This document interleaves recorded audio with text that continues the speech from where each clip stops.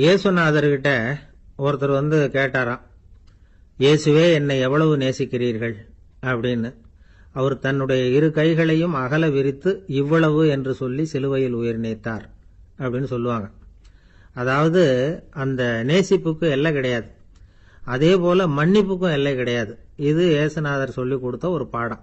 இயேசுனுடைய சீடர்கள்ல ஒருத்தன் பீட்டர், அவன் ஒரு நாள் இயேசுநாதர்கிட்ட கேட்டிருக்கான், இயேசுவே நான் வந்து என்னுடைய தம்பி கிட்ட அடிக்கடி சண்டை போட்டுக்கிட்டு இருக்கிறேன், என்னுடைய சகோதரன் கூட, அவனை நான் எத்தனை தடவை மன்னிக்கிறது? ஏற்கனவே 7 தடவை அவனை மன்னிச்சுட்டேன் அப்படின்னு சொல்லியிருக்கிறான். அப்போ இயேசு சொன்னாராம், மன்னிக்கிறதுக்கு எத்தனை தடவைங்கிற கணக்கெல்லாம் கிடையாது. எத்தனை தடவை உன்னுடைய சகோதரன் உன்னை கோபப்படுத்துகிறானோ அத்தனை தடவை நீ மன்னிக்கிறதுக்கும் தயாரா இருக்கணும், அதுதான் அப்படின்னு சொன்னாராம். அப்போ இவனுக்கு ஒன்றும் புரியல, இது என்ன அவன் தப்பு பண்ணிக்கிட்டே இருப்பான், நாம மன்னிச்சுக்கிட்டே இருக்கிறதா அப்படிங்கிறது மாதிரி குழப்பமா இருந்திருக்கிறான். அப்போ இயேசுநாதர் தன்னுடைய சீடன் பீட்டர் கிட்ட ஒரு கதை சொன்னாராம். அந்த கதை இன்றைக்கு நாம வந்து எல்லாரும் சிந்தித்து பார்க்க வேண்டிய ஒரு கதை. அதாவது மன்னிப்பை விரும்புகிறவர்கள் மன்னிக்கவும் தயாராக இருக்க வேண்டும் அப்படிங்கிறது தான் அந்த கதையினுடைய தத்துவம். அந்த இயேசுநாதர் சொன்ன கதை என்னன்னா, ஒரு மன்னர் இருந்தார். அவர் ஒரு நாள் அரண்மனையில் உட்கார்ந்து கணக்கு வழக்குகள்லாம் பார்த்துக்கிட்டு இருந்தார். நம்ம அரண்மனையிலிருந்து யார் யார் அரசாங்க கடன் வாங்கியிருக்கிறாங்க, யார் யார் திருப்பி செலுத்தி இருக்கிறாங்க அப்படிங்கிற விவரத்தையெல்லாம் பார்த்துக்கிட்டு இருந்தார். அப்போதான் புரிஞ்சுது, அந்த அரண்மனையில் வேலை செய்கிற ஒருத்தனே அரசாங்க கடன் ஒரு வாங்கியிருக்கிறான். எவ்வளவு? 10,000 பொற்காசுகள் வாங்கியிருக்கான் கடன். இந்த 10,000 பொற்காசுகளை திருப்பி செலுத்தலை அரசாங்கத்துக்கு. இது மன்னர் கவனத்துக்கு வந்தது. உடனே நம்ம அரண்மனையில் இருக்கிறவனே அரசு கடன் வாங்கி திருப்பி செலுத்தாம இருக்கான், அவனை கூப்பிட்டு வாங்கன்னு சொல்லி கூப்பிட்டுட்டு வந்தாங்களாம். விசாரிச்சிருக்கிறாங்க, என்னப்பா நீ எவ்வளவு ஒன்று? ஆமாங்க 10,000 பொற்காசுகள் வாங்கியிருக்கிறேன், இன்னும் திருப்பி கட்டலைன்னு இருக்கான். உடனே அவர் மன்னர் சொல்லியிருக்கிறார், நம்ம சட்டத்திட்டப்படி நீ உடனே பணத்தை திருப்பி கட்டிடு. அப்படி உன்னால கட்ட முடியலன்னா உன்னுடைய வீடு வாசல் சொத்து சுகம் எல்லாத்தையும் வித்து அந்த பணத்தை அரசு கருவூலத்தில் சேர்த்துக்கிறதுக்கு நானே ஏற்பாடு பண்ணிடுறேன் அப்படின்னு அந்த மன்னர் சொன்னாராம். இவன் அப்படியே அதிர்ச்சி ஆயிட்டான், அப்படியே பொத்துன்னு காலில் விழுந்தானா. மன்னா என்னை மன்னிச்சுங்க, என்னால் முடியல, எனக்கு மன்னிப்பு கொடுங்க அப்படின்னு இருக்கான். உடனே அவர் எழுந்திருச்சு, சரி நீ மன்னிப்பு கேட்டுவிட்ட, அதனால உன்னை மன்னிக்கிறேன், நீ பணம் கட்ட வேண்டாம் அப்படின்னு சொல்லி அந்த மன்னர் அவனை விட்டுட்டாராம். பணத்தையும் தள்ளுபடி பண்ணிட்டார், நீ திருப்பி கட்ட வேண்டான்னு. இவனுக்கு ரொம்ப மகிழ்ச்சி, அதனால ரொம்ப உல்லாசமா வந்துகிட்டு இருக்கிறான். தெருவில் வந்துகிட்டு இருக்கிறப்ப இவங்கிட்ட கடன் வாங்கின ஒருத்தன் எதுக்கு வந்துகிட்டு இருக்கான். அவன் இவங்கிட்ட ஒரு 100 பொற்காசுகள் கடன் வாங்கியிருக்கான். அவன் வந்தான், இவன் போய் அவன் சாட்டையா பிடிச்சிக்கிட்டான், நீ எப்படா என் கடனை திருப்பி கொடுக்க போறேன்னு. அவன் இப்போ முடியல, கொஞ்சம் பொறுத்துக்கா, அப்புறம் தரேன் இருக்கான். அதெல்லாம் முடியாது, நீ கொடுத்துதான் ஆகணும் அப்படின்னு இவன் புடிவமா சொல்றான். இப்ப நிலைமையை பாருங்க, இவன் ஏற்கனவே இவன் 10,000 பொற்காசுகள் அரசாங்கத்துல கடன் வாங்கினா அதுக்கு மன்னிச்சு விட்டுட்டார் இவனை. ஆனா இவன் இன்னொருத்தனை மன்னிக்கிறதுக்கு தயாரா இல்ல. இவங்கிட்ட கடன் வாங்கின இன்னொருத்தன் 10 பொற்காசுகள், அவனை மன்னிக்க தயாரா இல்ல. அவனை கொண்டு போய் நீதிமன்றத்தில் கொண்டு போய் நிறுத்தி தண்டனை வாங்கி கொடுத்துட்டான். நீதிபதி என்ன சொன்னாரு, அந்த இவன் வாங்கின பொற்காசுகளை திருப்பி கட்டுற வரைக்கும் ஜெயிலில் இருக்கணுங்கிறது தீர்ப்பு. ஆனா உடனே அரசர் காதுல வந்து விழுந்தது. சொல்லிட்டாங்க, உங்ககிட்ட மன்னிப்பு வாங்கிட்டு போனானே ஒருத்தன், அவன் வந்து இன்னொருத்தனை மன்னிக்கிறதுக்கு தயாரா இல்ல, அவனை கொண்டு போய் ஜெயிலில் அடைச்சுட்டான் அப்படின்னு. உடனே மன்னர் பார்த்தார், இவனை மறுபடியும் கூப்பிட்டு வர சொன்னார். தபாரப்பா, நான் வந்து உன்னை மன்னிச்சு விட்டேன், ஆனா நீ இன்னொருத்தனை மன்னிக்கிறதுக்கு தயாரா இல்ல, அதனால என்னுடைய தீர்ப்பையும் மாத்துறேன், நீயும் அரசு கடன் தீர்ற வரைக்கும் ஜெயிலில் தான் இருக்கணும் அப்படின்னு சொல்லி ஜெயிலுக்கு அனுப்பிச்சிட்டாராம். இப்படி ஒரு கதையை இயேசுநாதர் தன்னுடைய சீடருக்கு சொன்னதாக ஒரு வரலாறு. அது என்ன, அதுல இருந்து நாம புரிந்து கொள்ள வேண்டியதுன்னா, நாம வந்து மன்னிக்கப்படணும்னு நாம விரும்புறோம்னா நாம இன்னொருத்தரை மன்னிக்கிறதுக்கு தயாரா இருக்கணும். அதனால நாம வந்து இன்னொருத்தரை யாரையும் மன்னிக்க மாட்டோம், ஆனா என்ன இன்னொருத்தர் மன்னிக்கணும் அப்படிங்கறது மாதிரி செய்யக்கூடாதுன்னு சொல்லுவாங்க. அது மாதிரி நாம வந்து இப்ப இது தப்பா புரிஞ்சுக்கிறவங்களும் இருக்கிறாங்க. பாவம் மன்னிப்புங்கிறதுலாம் எதுக்குன்னா, அதாவது மறுபடியும் பாவம் செய்யாம இருக்கிறதுக்காக தான். அதான் மன்னிக்கிறாரே அப்படிங்கிறதுக்காக மறுபடியும் பாவம் பண்ணிட்டு இருக்கிறது இல்லை. அதான் ஒருத்தர் கேட்டாராம், பாவத்திலிருந்து மன்னிப்பு கிடைக்கணும்னா நீ என்ன செய்யணும் அப்படின்னு கேட்டிருக்காரு. அதுக்கு அவன் சொல்லியிருக்கிறான், நான் முதல்ல பாவம் செய்யணும், அப்பதானே மன்னிப்பு கிடைக்கும் அப்படின்னு நானா. இப்படிப்பட்டவர்கள் தான் இன்னைக்கு உலகத்தில் அதிகமாக இருக்கிறாங்க. அதனால இந்த மன்னிப்பின் மகத்துவம்ங்கிறது இயேசுநாதர்ட்ட இருந்து தான் நாம புரிஞ்சுக்கணும். அந்த இயேசு சொன்ன அந்த மன்னிக்கிற மனோபாவம் இருந்தால் இன்னைக்கு உலகம் பூராவும் அமைதி பூங்காவாக இருக்கும். அதுல ஒன்றும் ஆச்சரியமே இல்லை, அதுல ஒன்றும் சந்தேகமும் இல்லை. அதனால மன்னிக்கிற மனோபாவத்தை நாம எல்லாரும் நமக்குள்ளே வளர்த்து கொள்ள வேண்டும் அப்படிங்கிறது தான் நாம இன்றைக்கு எல்லோரும் சிந்தித்து பார்க்க வேண்டிய ஒரு செய்தி. ஊருக்கு வெளியில அமைதியான ஒரு இடம், அங்க ஒரு ஆசிரமம், அங்க ஒரு சாமியார், அவர் தினமும் நல்ல போதனைகள்லாம் செய்வார். பல பேர் போய் அங்கேயே சில நாள் தங்கி இருந்து அவர் சொல்ற அறிவுரைகளை எல்லாம் கேட்டுக்கிட்டு வர்றது வழக்கம். ஒரு தடவை அவரை பார்த்துட்டு போறதுக்காக 3 வெளியூர் தம்பதிகள் வந்தாங்களாம். அந்த மடத்திலேயே சாப்பிட்டுக்கிட்டு தங்கி இருந்து அவங்களுடைய போதனைகளை கேட்டுக்கிட்டு போகணுங்கிறது அவங்க நோக்கம். காலையில குளிச்சுட்டு பூஜையில உட்கார்ந்தார் அந்த சுவாமி. இவங்களும் குளிச்சுட்டு அந்த பூஜையை பார்க்கறதுக்காக அவர் முன்னாடி வந்து உட்கார்ந்தாங்க. பூஜை ஆரம்பமாச்சு. சம்பிரதாயப்படி அது ரொம்ப நேரம் நடந்துகிட்டே இருக்குது. இவங்களுக்கு நல்ல பசி இருந்தாலும் இந்த நேரத்தில் அதை எப்படி வெளியில் காட்டிக்கிறது?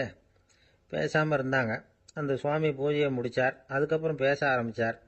பேச்சு அருமையாக தான் இருந்தது, அமிர்தமாக தான் இருந்தது. இருந்தாலும் இவங்களுக்கு இருக்கிற வயிற்று பசி அது சரியாக கவனிக்க விடலை. அந்த சுவாமியே இதை கவனிச்சதா தெரியல. இவங்களுக்கு மனசுக்குள்ள ஒரு எண்ணம், உள்ள சாப்பாடு தயாராகிட்டு இருக்கும் போல இருக்கு, இந்த பேச்சு முடிஞ்சது நம்மளை உள்ளே அழைச்சிட்டு போய் சாப்பாடு போடுவாங்கன்னு நினைக்கிறோம் அப்படின்னு இவங்களாம் நினச்சிக்கிட்டாங்க. ஆனால் சுவாமி இதை பற்றி எதுவுமே பேசலை, கண்டுக்கலை. ஒரு அம்மாவால் அதுக்கு மேலே சும்மா இருக்க முடியுமா? முடியல. சாப்பாட்டை கவனிக்கலாமா அப்படின்னு சொல்லி மெதுவாக ஆரம்பித்தாங்க. ஓ கவனிக்கலாமே அப்படின்னு உள்ளே அழைச்சிட்டு போனார் சுவாமி. இவங்க ரொம்ப அவசரமாக எழுந்திருச்சு உள்ளே ஓடினாங்க. அங்கே ஒரு மேஜை மேலே ஒரு கிண்ணம் மூடி இருந்தது. ஓ இதுதான் சாப்பாட்டு மேஜை போல இருக்கு, இங்கே சாப்பாடு வந்துடும் அப்படின்னு நினச்சாங்க. உடனே போய் சுற்றி உட்காந்துக்கிட்டாங்க. சுவாமி அந்த கிண்ணத்தை எடுத்து அந்த அம்மா கிட்ட கொடுத்தார். அவங்க அதை வாங்கி மூடியை திறந்து பார்க்குறாங்க. உள்ளே ஒரு சாவி இருக்குது. ஓ சரிதான், இது சமையலறை சாவி போல இருக்கு, அங்கே போய் அதை திறந்து சாப்பாட்டை நாமே எடுத்துக்கிட்டு வந்து இங்கே வச்சுக்கிட்டு சாப்பிடணும் போல இருக்கு அப்படின்னு நினச்சாங்க. சாவி இருக்கு இல்லையா, வாங்க பூட்டு நிறையா காட்டுறேன் அப்படின்னு சுவாமி அவங்கள அழைச்சிட்டு போனார், காட்டினார். இவங்க அந்த அறையை ரொம்ப ஆவலோடு திறந்தாங்க. உள்ளே பார்த்தா அங்கே அரிசி, பருப்பு, விதவிதமான காய்கறி எல்லாம் இருக்குது. சமையலுக்கு வேண்டிய மிளகாய், எண்ணெய், பால், தயிர், நெய் இப்படி எல்லாமே இருக்குது. அடுப்பு, விறகு, நெருப்பு போட்டி அது கூட அங்கே இருக்குது. சாப்பாடு தயாராக இருக்கும்னு நினச்சிக்கிட்டு போனால் இப்படி இருக்குதே அப்படின்னு சொல்லி அதை பார்த்ததும் ரொம்ப சோர்ந்து போட்டாங்க அவங்க. சுவாமி என்ன இது சாப்பாடு இல்லையா அப்படின்னாங்க. அதுதான் சாப்பாட்டுக்கு வேண்டிய எல்லாம் இங்கே இருக்குதே, அடுப்பு மூட்டி நீங்கள் தான் அவங்கவுங்க ருசிக்கு தகுந்த மாதிரி சமைச்சுக்கணும், இந்த சன்னியாசிக்கு எப்படி சமைக்க தெரியும் அப்படின்னு கேட்டார் சுவாமி. சாப்பாடு தயாராக இருக்கும்னு நாங்கள் எதிர்பார்த்தோம் அப்படின்னாங்க. நீங்கள் இப்படி சொல்லுவீங்கன்னு நானும் எதிர்பார்த்தேன். இது வரைக்கும் நான் எவ்வளவோ தத்துவம்லாம் எடுத்து சொன்னேன். எல்லாத்தையும் விட இதுதான் அனுபவபூர்வமான தத்துவம். ஆண்டவன் நமக்கு நல்ல மனசை கொடுத்துருக்குறான், நல்ல வாய்ப்புகளையும் தந்திருக்கிறான், அதையெல்லாம் பயன்படுத்திக்கக்கூடிய மூளையையும் சிந்தனையையும் கொடுத்துருக்குறான். அதனால் அடுப்பை தான் நீங்கள் மூட்டணும், அடுப்பை நீங்கள் தான் மூட்டணும், உங்களுக்கு உகந்ததை நீங்கள் தான் சமைச்சு ருசித்து அனுபவிக்கணும். ஆண்டவனே அதை செஞ்சுக்கிட்டு இருக்க மாட்டான் அப்படின்னாராம் அந்த சுவாமி. நம்முடைய வாழ்க்கையில் பல நல்ல பலன்களை பெறறதுக்கு நாம தான் முயற்சி பண்ணணும். அதுக்குரிய சூழ்நிலையைத்தான் ஆண்டவன் கொடுப்பானே தவிர அதை விளக்கறதுக்காக தான் அந்த சுவாமி அப்படி செஞ்சு காட்டியிருக்கிறார். இது ஒரு பெரியவர் இப்படி ஒரு விளக்கம் கொடுத்தார். அதுக்கப்புறம் அந்த 3 தம்பதிகளும் தெளிவடைஞ்சுட்டாங்களாம். நாம் தெளிவடைகிறது எப்போங்கிறது தான் தெரியல அப்படின்னு பல பேர் இதை கேட்டுட்டு சொல்லிட்டு இருக்கிறாங்க. இந்த கதையை நம்முடைய நண்பர் ஒருத்தர்கிட்ட சொன்னேன். அந்த நண்பர் ரொம்ப சந்தோஷப்பட்டார். நீங்கள் சொல்கிறது கரெக்டு சார், ஆனால் நான் அதை விட ஒரு படி மேலே சார். எனக்கெல்லாம் அரிசி பருப்பு இருக்கிற ரூம் எதுன்னு கையை காட்டிட்டா போதும், உடனே கிண்ணத்துலேருந்து சாவியை எடுத்து கொடுக்கணுங்கிற அவசியம்லாம் இல்லை எனக்கு. அப்புறம் எப்படி ரூமை திறந்துருவீங்க அப்படின்னு கேட்டேன். பூட்டை உடைச்சி திறந்துருவேன், அதுதான் எனக்கு பழக்கம் அப்படிங்கிறார். ஒருத்தர் ரொம்பவும் மகிழ்ச்சியாக வந்துக்கிட்டு இருந்தார். என்ன விஷயம்னு விசாரித்தேன். நான் தோற்று போயிட்டேன், அதுதான் மனசுக்கு மகிழ்ச்சியாக இருக்கு அப்படின்னார். எனக்கு இது ரொம்ப ஆச்சரியமாக போச்சு. இந்த உலகத்தில் தோற்று போகிறவங்க யாரும் மகிழ்ச்சியாக இருக்கிறது இல்லை. அப்படி இருக்கிறப்ப இவர் இப்படி சொல்கிறாரே, எங்கே தோற்று போனீங்கன்னு கேட்டேன். அதுக்கப்புறம் தான் அவர் விவரமாக சொன்னார். என்னோட 5 வயசு குழந்தையோட நான் விளையாடிக்கிட்டு இருந்தேன், அந்த விளையாட்டில் என் குழந்தை ஜெயிச்சு விட்டுது, நான் தோற்று போயிட்டேன் அப்படின்னார் ரொம்ப உற்சாகமாக. நான் யோசித்து பார்த்தேன். அதாவது நாம் சின்ன குழந்தையா இருக்கிறப்போ எந்த விளையாட்டில் கலந்துக்கிட்டாலும் அதில் நாம தான் ஜெயிக்கணும்னு ஒரு வெறி நமக்குள்ளே இருக்கும். நம்மளை எதிர்த்து விளையாடுறவர் நல்லவரா கெட்டவரா, பெரியவரா சின்னவரா அப்படிங்கிறதெல்லாம் முக்கியம் கிடையாது. அவர் தோற்று போகணும், நாம் ஜெயிக்கணும், அதுதான் முக்கியம்.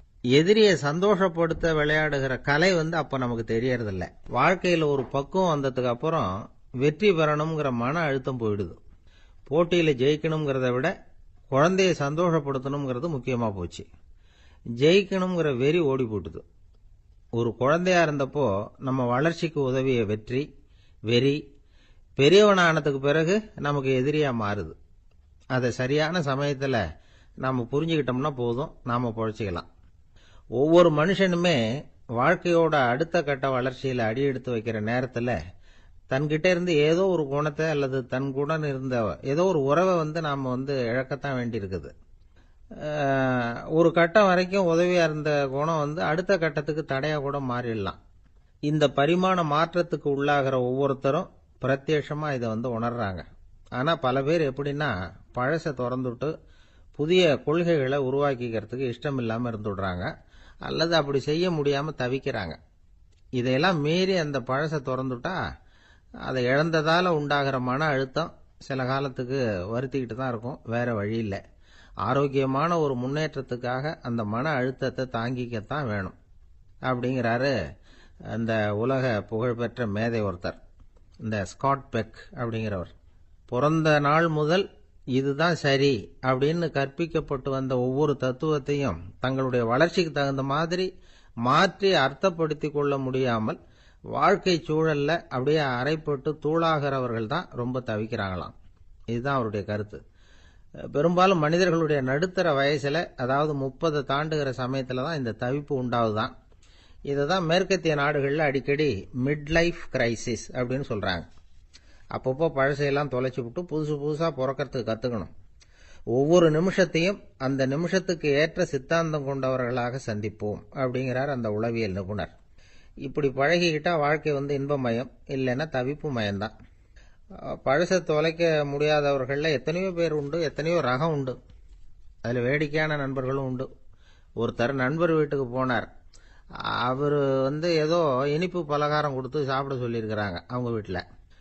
இவர் சாப்பிட்டு பார்த்துட்டு சொன்னாராம், சார் 6 மாசத்துக்கு முன்னாடி ஒரு தடவை இங்கே வந்தேன், அப்போ ஒரு இனிப்பு பலகாரம் கொடுத்தீங்க, அது இதை விட நல்லா இருந்தது சார் அப்படின்னாராம். அப்ப செஞ்ச அதே இனிப்பு பலகாரம் தான் சார் இதுவும் அப்படின்னாராம் அவர். ஒரு நாள் ஒரு தகப்பனார் தன்னுடைய பிள்ளைய அழைச்சிக்கிட்டு வந்தார். சார், இவன் சரியா படிக்க மாட்டேங்கிறான், பெரியவங்களை மதிக்க மாட்டேங்கிறான், நீங்க கொஞ்ச நாள் இவனுக்கு குருவா இருந்து நல்ல விஷயங்களை சொல்லி கொடுத்தா தேவையில்லைன்னார். பெரியவங்களையும் மதிக்காதவன் எப்படி என்ன மதிக்க போறான் அப்படிங்கிறது நமக்கு யோசனை வரும் இல்லையா? வேணாங்க, என்ன விட்டுருங்க அப்படின்னோம். அவர் விட மாட்டேன்னு விட்டார். இல்லைன்னா அவரே சிஷ்யன் ஆயிடுவார் போல இருந்தது. சரி, வேற வழி இல்லாம அந்த பையனையே என்னுடைய சைடை நான் ஏத்துக்கிட்டு உபதேசம்லாம் பண்ண ஆரம்பித்தோம். அதாவது குரு பக்தின்னா அது எப்படி இருக்கணுங்கிறத பற்றி சொல்லி கொடுத்தோம் அவனுக்கு. சதமகர் அப்படின்னு ஒரு குரு இருந்தார். அவருக்கு ஒரு சீடர். அவன் பேரு துளசி சைதன்யன், நைஷ்டிக பிரம்மச்சாரி. தன்னுடைய குருவுக்கு எந்த நேரத்தில் எது தேவைங்கிறத புரிஞ்சுக்கிட்டு சேவை செய்கிறவன். ஆனால் இவனை பற்றி மற்ற சீடர்களுக்கு பொறாம வந்துட்டுது. இவன் மட்டும் இப்படி இருக்கானேன்னு உடனே குரு கிட்ட போய் கோல் மூட்டினாங்க. அவன் சரியில்லை, அவன் நடந்துக்கிறது சரியில்லை, அப்படி இப்படின்னு எதையாவது சொல்லி. இருந்தாலும் இதையெல்லாம் அந்த குரு நம்பலை. அவருக்கு தெரியும் யார் யார் எப்படின்னு. துளசி சைதன்யன் பெருமையை மற்ற சீடர்களுக்கு உணர்த்தணும் அப்படின்னு நினைச்சார். அதுக்கு ஒரு வழி பண்ணார். ஒரு நாள் சீடர்களை எல்லாம் கூப்பிட்டுக்கிட்டு ஒரு காட்டு வழியா போய்கிட்டு இருந்தார். அங்க ஒரு பெரிய மலை அருவி கொட்டிக்கிட்டு இருந்தது. குரு சீடர்கள் பக்கம் திரும்பினார். இந்த மலையின் மேலே இருந்து அந்த படு பாதாளத்துல குதிக்கிறதுக்கு உங்கள யார் தயார் அப்படின்னு கேட்டார். ஒரு சீடனும் வாய திறக்கல, ஒதுங்கி நின்றுக்கிட்டாங்க. பின்னாடி மூட்டை முடிச்சோட வந்துகிட்டு இருந்தான் துளசி சைதன்யன். அவனை பார்த்தார். தபாருப்பா, நீ மேலே இருந்து அந்த அருவியில குதி அப்படின்னார். அப்படியே செய்யறேன் சுவாமின்னா ஓடி போய் பொத்துன்னு குதிச்சுட்டான். அடுத்த கணமே குருநாதர் தன்னுடைய யோக சக்தியால பறந்து போய் அவன் கீழே விழுந்துடாம தாங்கி பிடிச்சி கொண்டுகிட்டு வந்துட்டார். மற்ற சீடர்களுக்கெல்லாம் ஒரு மாதிரி ஆயிட்டுது. அடுத்தபடியா என்ன பண்ணலாம்னு யோசிச்சாங்க இவனை மாட்டி விடுறதுக்கு. ஒரு நாள் வெத்தலை அடிக்கிற ஒரு சின்ன உரலையும் உலக்கையையும் எடுத்து ஒளிய வச்சுட்டாங்க. சதமகர் சன்னியாசி இல்லை, அவர் வெத்தலை போடுவார். பல்லு சரியில்லை, அதனால இடிச்சு தான் வெத்தலையை போடணும். திடீர்னு வெத்தலை பாக்கு கேட்டார். வழக்கமா உரல்ல இடிச்சு தர்றது தான் துளசியின் பழக்கம். உரலை தேடினா கிடைக்கல, என்ன பண்றது? குரு கேட்டுவிட்டார. குரு சேவை தானே முக்கியம். என்ன பண்ணா, வெத்தலை பாக்க தன்னுடைய வாயில போட்டு முன்னு அதை எடுத்து அவர்கிட்ட கொடுத்துட்டான். குரு எதையோ படிச்சுக்கிட்டே அதை வாங்கி வாயில போட்டுக்கிட்டார். துளசி, இன்னைக்கு தாம்பூலம் நல்லா இடிக்கப்பட்டிருக்கு, ருசியா வேற இருக்கு, அதை இடிச்ச பாத்திரத்தை என் கண்ணால பார்க்கணும்னு ஆசையா இருக்குன்னுட்டார். அதை மட்டும் அனுப்பி போய் நீ வர வேண்டான்னு வேற சொல்லிவிட்டார். இதை கேட்டதும் துளசி தவிச்சு போயிட்டான். இவன் போகாம எப்படி வாயை மட்டும் அனுப்பி வைக்க முடியும்? இவன் தவிக்கிறத பார்த்ததும் மற்ற சீடர்களுக்கெல்லாம் மனசுக்குள்ள ரொம்ப சந்தோஷம். துளசி கொஞ்சமும் யோசிக்கல. வாழை எடுத்தான், தன்னுடைய தலையவே அப்படியே அறுத்து வெட்டி எடுத்தான். இன்னொரு சீடங்கிட்ட கொடுத்துட்டான், எடுத்துட்டு போன்னு சொல்லி. கொண்டுட்டு போய் குரு முன்னாடி வைக்கிறாங்க. அந்த தலையில வாய் திறந்திருக்கு, வெத்தலை போட்டு முன்னு இருந்தது, தெரிஞ்சு போச்சு, சிவப்பா இருந்தது. அவனுடைய குரு பக்தியை இப்ப எல்லாரும் ஒத்துக்கிட்டாங்க. அதுக்கப்புறம் குரு சதமகர் தன்னுடைய அற்புத திறமையினால அந்த தலையை மறுபடியும் ஒட்ட வச்சுட்டார். துளசிக்கு உயிர் வந்துட்டுது. இப்படி ஒரு பெரிய கதை உண்டு. அதாவது துளசி சைதன்யன் அவனுடைய குரு பக்தி எப்படி அப்படின்னு கேட்டோம். ரொம்ப அபாரம் அப்படின்னு அந்த பையன் அடக்கமா, சும்மா விளையாட்டுக்காக தான் அப்படி அவங்கிட்ட கேட்டோம். ஏன்பா உன்னுடைய குரு பக்தியை என்கிட்ட காட்டுறதுக்கு உன்னோட கழுத்தை நீயே அறுக்கணும்னு நான் சொன்னா அதை நீ செய்வியா அப்படின்னு கேட்டோம். என்னுடைய கழுத்தை நானே அறுக்க வேண்டிய அவசியம் இல்லை சார் அப்படின்னா அவன். ஏண்டான்னு, அதே காரியத்தை தான் இனிமே நீங்க தினமும் செய்ய போறீங்களே சார் அப்படிங்கிறான். ஐயா, என்னுடைய நூல் வெளியீட்டு விழாவுக்கு அவசியம் நீங்க வரணும் அப்படின்னு கூப்பிட்டார் ஒருத்தர். எப்போ வரணும்னு கேட்டேன். அடுத்த வாரம்னார். சரி, புத்தகம் தயாராகிட்டுதா அப்படின்னு. நாளைக்கு தான் அச்சிக்க கொடுக்க போறேன்னார். என்னங்க இது, புத்தகம் அச்சிடுறதுக்கு முன்னாடியே அழைப்புதழை அச்சடிச்சு விட்டீங்களே அப்படின்னு கேட்டேன். அதனால என்னங்க, அந்த காலம் மாதிரியா போடலாம். அச்சுக்கலை எவ்வளவோ முன்னேறியாச்சுங்க. Linotype, monotype, phototype, laser, இப்படி என்னென்னமோ வந்தாச்சு. இன்னைக்கு கொடுத்தா நாளைக்கே புத்தகம் தயார் அப்படின்னார். இப்படி இந்த அளவுக்கு முன்னேறி இருக்கிற இந்த அச்சுக்கலை ஆரம்பத்தில் எப்படி இருந்தது தெரியுமா? அந்த காலத்தில் காகிதம்னா என்னன்னே தெரியாது. அப்படி ஒன்று கண்டுபிடிக்கப்படவே இல்லை. அப்பெல்லாம் எதையாவது ஒன்று எழுதணும்னா அதுக்கு ஆட்டு தோலை தான் பயன்படுத்தி இருக்கிறாங்க. கண்ணுக்குட்டி தோல் கூட அதுக்கு உபயோகப்பட்டு தான். ஐரோப்பாவில் இருந்த பாதிரியார்கள் தோலில் எழுதப்பட்ட புத்தகத்தை தயாரிக்கிறதுல ரொம்ப கெட்டிக்காரங்களாம். எகிப்து, அப்புறம் மத்திய தரைக்கடல் ஓரத்தில் உள்ள நாடுகள், இங்கெல்லாம் தோல் தான் எழுது பொருளாக பயன்பட்டு வந்திருக்குது. ஆனால் நம்ம நாட்டில் ஓலைச்சுவடிகளை எழுத்துக்கு பயன்படுத்தி இருக்கிறாங்க. எழுதுறதுக்கு தோலை பயன்படுத்தினவங்க பிறகு பேப்பரைஸ் அப்படிங்கிற கோரை புல்லை அதுக்கு பயன்படுத்தினாங்களாம். இதெல்லாம் அப்படி கொஞ்சம் கொஞ்சமாக கண்டுபிடிச்சிட்டு வந்திருக்கிறாங்க. அந்த புல்லை கச்சிதமாக நறுக்க வேண்டியது, நல்லா பதப்படுத்த வேண்டியது, அதுக்கப்புறம் அதில் எழுத வேண்டியது, அவ்வளவுதான். பேப்பருங்கிற சொல்லே இந்த பேப்பைரஸ் அப்படிங்கிறதுலேருந்து வந்தது தான். அதுக்கப்புறம் தான் காகிதம் வந்தது. இதை முதல்ல சீன நாட்டில் தான் கண்டுபிடிச்சாங்க. அது வந்த பிறகு அச்சு எந்திரம் கண்டுபிடிக்க வேண்டிய அவசியம் ஏற்பட்டது. அதை கண்டுபிடிச்சவர் ஜெர்மானிய அறிவியல் அறிஞர் ஜான் கூட்டன்பர்க். அச்சு கலைக்கு அடித்தளம் அமைச்சவர் அவர் தான். ஜெர்மனியில மெயின்ஸ் அப்படிங்கிற ஊர்ல 1399 பிறந்தார். அவரோட மாமன் ஒருத்தர் உலோக வேலையில வல்லவர். அவர்கிட்ட அந்த வேலையை கத்துக்கிட்டார். அதோட வைர கற்களை பட்டை தீட்டுறதுலையும் ரொம்ப தேர்ச்சி பெற்றிருந்தார். இளம் வயசுலயே சும்மா இருக்க மாட்டாராம். எதை செஞ்சாலும் அதை திறமையா செய்வாராம். அவர் தான் முதல்ல மர அச்சு எழுத்துக்களை உருவாக்கினார். அது மேல மை தடவி பிரதிகள் எடுத்தார். அதுக்கப்புறம் உலோக எழுத்துக்கள், முதல்ல காரியம், அப்புறம் இரும்பு, அப்புறம் கலப்பு உலோகம், பிறகு அச்சடிக்கிறதுக்கு எந்திரம் ஒன்றையும் உருவாக்கினார். முதல்ல பைபிள் அச்சடித்தார். 1468 அவர் இறந்து போனார். 16ஆம் நூற்றாண்டில் மேலை நாடுகளில் இருந்து மர எழுத்துக்களை கொண்டுகிட்டு தமிழ்நாட்டில் கிறிஸ்துவ நூல்களை அச்சிட்டாங்க. அப்பெல்லாம் அச்சகங்கள் போதிய அளவுக்கு இங்கே இல்லை. அதுக்கு என்ன காரணம்னா, இந்தியர்கள் அச்சகங்களை நடத்தக்கூடாது அப்படின்னு சட்டம். 1835 வரைக்கும் அந்த சட்டம் நடைமுறையில் இருந்தது. இந்த நிலைமையில அங்கேயும் இங்கேயுமா 1-2 அச்சகங்கள் ஆரம்பமாச்சு. 1713 தரங்கம்பாடியில லூத்தரன் மிஷன் அச்சகம், அதே ஆண்டுல சென்னையில எஸ்பிசிகே அச்சகம். இது ரெண்டும் தான் இந்தியாவில் முதல்ல தொடங்கப்பட்ட அச்சகங்கள். ஆட்டுத்தோல்லையும் ஓலைச்சுவடியிலையும் எழுதப்பட்ட எழுத்துக்கள் இன்னைக்கு எங்கேயோ போயிட்டுது. ஆனா நம்ம ஊர்ல எழுத்தாளர்கள் நிலைமை தான் ஒன்றும் சொல்லிக்கிறது மாதிரி இல்லை. நம்ம ஆள் ஒருத்தர் சொன்னார், சார், நான் சொந்தத்தில் ஒரு அச்சாபீஸ் வச்சிருந்தேன், இப்பவும் வச்சிருக்கிறேன். அதனால என்னுடைய படைப்புகளை புத்தகமாக வெளியிடுறதுல எனக்கு ஒன்றும் கஷ்டம் இல்லை. வருஷத்துக்கு ஒரு புத்தகம் எழுதி வெளியிட்டுருவேன். 15 வருஷமா இலக்கிய உலகத்துக்கு இப்படி சேவை செஞ்சுக்கிட்டு வர்றேன். ஆனால் இந்த வருஷம்தான் வாசகர்கள் எனக்கு பாராட்டு விழா நடத்தி இருக்கிறாங்க அப்படின்னார். இந்த வருஷம் அப்படி என்ன விசேஷம் அப்படின்னு கேட்டோம். இந்த வருஷம்தான் நான் எந்த புத்தகம் எழுதி வெளியிடாம இருந்தேன், அதுக்காகத்தான் எனக்கு இந்த பாராட்டு விழா அப்படின்னார். ஆசைப்படுறதுல தப்பு இல்லை, ஆனா அந்த ஆசை தேவைக்கு தகுந்த மாதிரி இருக்கணும். தேவைக்கு மீறிய ஆசைகள் இருக்கு பாருங்க, அது தேவையில்லை. இந்த கருத்தை வலியுறுத்தது மாதிரி ஒரு கதை உண்டு. தேவேந்திரனுக்கு திடீர்னு வீடு கட்டணும்னு ஒரு ஆசை வந்துதான். வீடுன்னா நாம கட்டுற மாதிரி இல்லை. தேவேந்திரன் வீடுன்னா சும்மாவா, ஒரு பிரம்மாண்டமான அரண்மனை கட்டணும். அது மாதிரி இந்த 3 லோகத்திலையும் ஒரு அரண்மனை கிடையாது அப்படின்னு எல்லாரும் சொல்லணும். இது அவனோட ஆசை.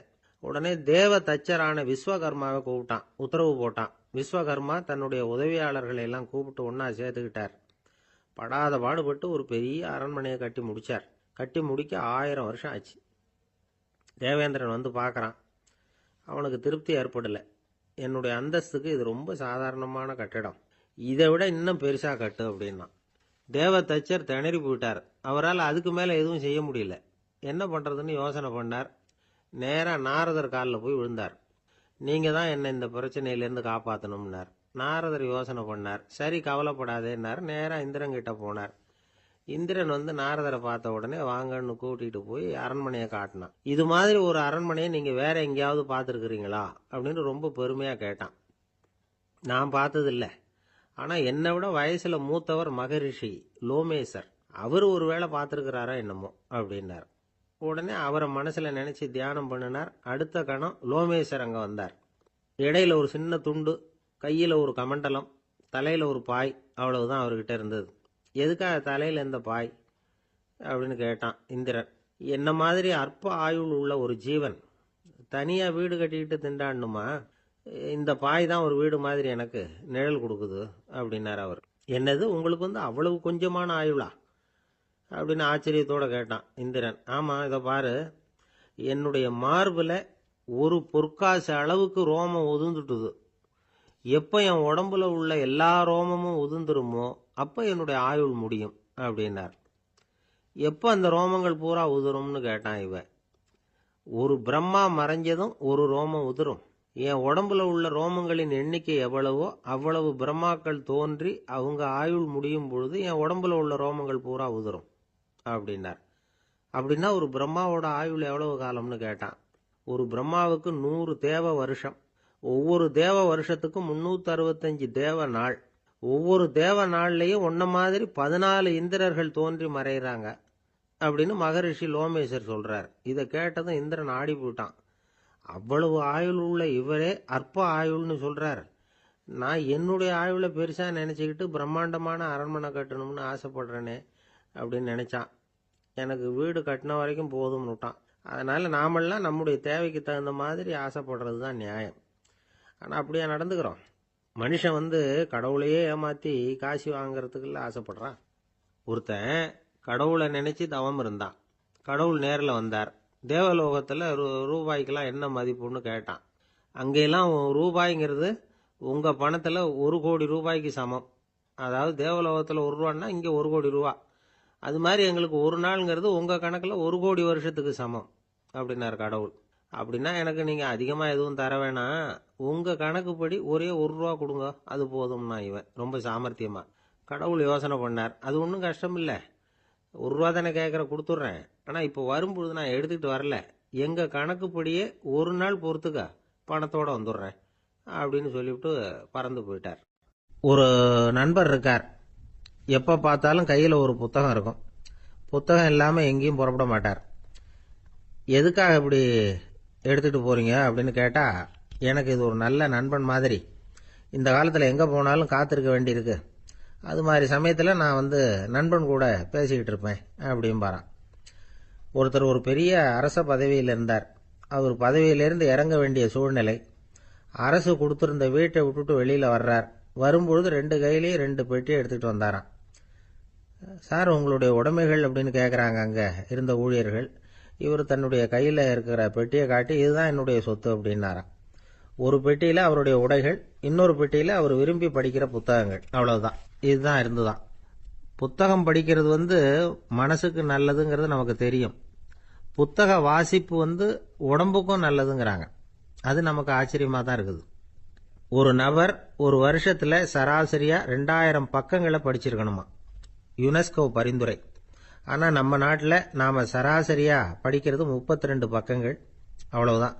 இவ்வளவுக்கு நம்ம நாட்டில் 6000த்துக்கும் மேற்பட்ட நாளேடுகள், 2000த்துக்கும் மேற்பட்ட இதழ்கள், மலர்கள், இவ்வளவு இருந்தும் சரியா வரல. இந்த உலகத்துல முதல் நூலகம் எங்க எப்போ ஆரம்பமாச்சு தெரியுமா? கிமு 2500 ஆண்டுல அது ஆரம்பமாயிருக்குது. பாபிலோனியாவில் அமில் அணு அப்படிங்கிற அரசன் தான் நூலகத்தை உருவாக்கி இருக்கிறான். அப்பெல்லாம் தாள் கிடையாது, களிமண் தான். களிமண் பலகைகளில் எழுதி அது தொகுத்து அப்படியே நூலாக்கி அதை நூலகத்தில் வச்சிருப்பாங்களாம். அரசருடைய நூலகத்தில் 1000த்துக்கும் மேற்பட்ட நூல்கள் இருந்ததாக வரலாற்று குறிப்பு இருக்குது.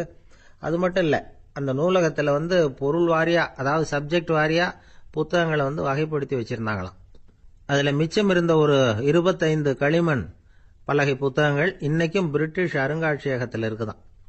அச்சு தாள் இதெல்லாம் ஏற்பட்டதுக்கு அப்புறம் அமைக்கப்பட்டது தான் பிரான்சில் இருக்கக்கூடிய பாரிஸ் நூலகம். 1480 பிரெஞ்சு மன்னர் 11ஆம் லூயி இந்த நூலகத்தை அமைச்சாராம். ஆனால் அப்பெல்லாம் அரசர்கள் மட்டும்தான் நூலகத்தை பயன்படுத்த முடியுமா. அதுக்கப்புறம் 17ஆம் நூற்றாண்டில் இந்த முறை மாறி பொதுமக்கள் அங்கே போகலாம், படிக்கலாம் அப்படிங்கிற நிலைமை வந்துதான். போட்லியன் நூலகம் அப்படின்னு அதுக்கு பேர், பாரிஸ் நகரத்தில் இருக்கு. அங்கதான் நூல்களின் பட்டியல் தயாரிப்பு பணி ஆரம்பமாச்சு. கல்வி வளர்ச்சியையும் நூலகத்தையும் இணைச்சவர் நெப்போலியன் போனபார்ட். முன்பணம் செலுத்தி புத்தகத்தை படிக்கிற முறையையும் அவர் தான் கொண்டுட்டு வந்தாராம். மக்கள்கிட்ட வசூலிக்கிற வரியின் ஒரு பகுதியை நூலகத்துக்கு பயன்படுத்தினவரும் அவர் தானா. நெப்போலியன் நூலகத்தில் உலகத்தில் உள்ள எல்லா மொழி நூல்களும் இருக்குதான். அங்கே ஒரு தமிழ் நூலும் இருந்திருக்குது. அது என்னன்னா கம்பராமாயணம். சோவியத் யூனியனுக்கு படையெடுத்து போனப்போ அங்கிருந்து லட்சக்கணக்கான புத்தகங்களை இந்த பனிச்சறுக்கு வாகனங்கள் இருக்குல்ல, அதில் கொண்டுகிட்டு வந்ததாக வரலாறு. அடுத்தபடியாக குறிப்பிட்டு சொல்லத்தக்க நூலகம் எதுன்னா பிரிட்டிஷ் நூலகம். மிக பழைய கையெழுத்து பிரதியெல்லாம் கூட அங்கே இருக்குது. 1753 ஆரம்பமாச்சு. அதில் உள்ள நூல்களை வரிசையாக அடுக்கினா 180 கிலோமீட்டர் நீளத்துக்கு வருமா. மிகப்பெரிய நூலகம் அமெரிக்க தலைநகர் வாஷிங்டனில் இருக்குதான். இந்தியாவை பொறுத்த வரைக்கும் பெரிய பழைய நூலகம் எதுன்னா கல்கத்தா நூலகம். எல்லா இந்திய மொழி நூல்களும் இங்கே உண்டு. மகாகவி பாரதியார் நடத்தின இந்தியாங்கிற இதழின் எல்லா பிரதிகளும் அங்கே பாதுகாப்பாக இருக்குது. படிக்கும் பழக்கம் இங்கே வளர வேண்டியிருக்குது. ஒருத்தர்கிட்ட ஒரு புஸ்தகத்தை கொடுத்து விமர்சனம் எழுத சொல்லியிருந்தாங்க. கொஞ்ச நாள் கழிச்சு அவரை போய் பார்த்து, என்னங்க புஸ்தகத்தை படித்து பார்த்தீங்களா அப்படின்னு கேட்டாங்களாம். இதுக்கு அவர் சொல்லியிருக்கிறார், இன்னும் நான் படித்து பார்க்கலிங்க, இப்போ தானே விமர்சனமே எழுதி முடிச்சிருக்கிறேன், இனிமே தான் படிக்கணும் அப்படின்னாராம். ஒருத்தர் அவசரமாக போய்கிட்டு இருந்தார். எங்கே போய்கிட்டு இருக்கீங்க அப்படின்னு கேட்டார் ஒரு பெரியவர். கடைக்கு போகிறேன் சார், சாமான் வாங்கறதுக்கு அப்படின்னார். அங்கே போகிறதுக்கு முன்னாடி தெரிஞ்சிக்க வேண்டியதெல்லாம் தெரிஞ்சுக்கிட்டீங்களா அப்படின்னு கேட்டார் பெரியவர். கடைக்கு போய் காசை கொடுத்து ஒரு பொருளை வாங்கிட்டு வரப்போகிறோம், இதில் தெரிஞ்சிக்க வேண்டியது என்ன இருக்குது அப்படின்னார் அலட்சியமா. இப்போ அந்த பெரியவர் பேச ஆரம்பித்தார். இந்த உலகத்தில் எந்த ஒரு செயலில் இறங்குறப்போவும் நாம் நல்லா ஆலோசனை பண்ண வேண்டிய விஷயம் 5 அப்படின்னார். உதாரணமாக, ஒருத்தன் கடைக்கு போய் ஏதோ ஒரு பொருளை வாங்கிட்டு வர போகிறான்னு வச்சுக்கங்களேன். அப்போ கூட அவன் 5 விஷயங்களை பற்றி தெரிஞ்சுக்க வேண்டியிருக்குது அப்படிங்கிறார் அவர். முதல்ல அந்த பொருள் எப்படிப்பட்டது அப்படிங்கிறத தெரிஞ்சுக்கணும். ரெண்டாவதா தன்னை பற்றியும் தெரிஞ்சுக்கணும். அப்போ தான் அந்த பொருள் தனக்கு தேவையா இல்லையா அப்படிங்கிறத புரிஞ்சுக்க முடியும். மூணாவதா தெரிஞ்சுக்க வேண்டியது ஒன்று இருக்குது. அது என்னன்னா, அந்த பொருளை அடையறதுக்கு வழி என்ன அப்படிங்கிறத தெரிஞ்சுக்கணும். அதாவது எவ்வளவு பணம் கொடுத்தா அது கிடைக்கும், இது மாதிரியான விஷயங்கள். நாலாவதா அந்த பொருளை அடையிறது மூலமா நாம் அடையக்கூடிய பயன் என்ன அப்படிங்கிறதையும் உணரணும். அஞ்சாவது, அந்த பொருளை அடையிறதுல இருக்கக்கூடிய தடை எது அப்படிங்கிறதையும் நாம் தெரிஞ்சுக்கணும். பெரியவர் பேசுறது ஏதோ தத்துவம் மாதிரி தெரியுது இல்லையா? தத்துவம் தான். அதாவது இப்படி உலகியல் வாழ்க்கையில் சின்ன சின்ன விஷயங்கள்லேயே நாம் 5 விஷயங்களை தெரிஞ்சுக்க வேண்டியிருக்குது. அது ரொம்ப அவசியமாக இருக்குது. பேரின்ப நிலைன்னு சொல்கிறாங்கல்ல, அது மாதிரி பெரிய சமாச்சாரங்கள்லையும் இந்த 5 விஷயங்களை நாம் தெரிஞ்சுக்க வேண்டியிருக்குது. அதுக்கு பேர் என்னன்னா அர்த்த பஞ்சகம்.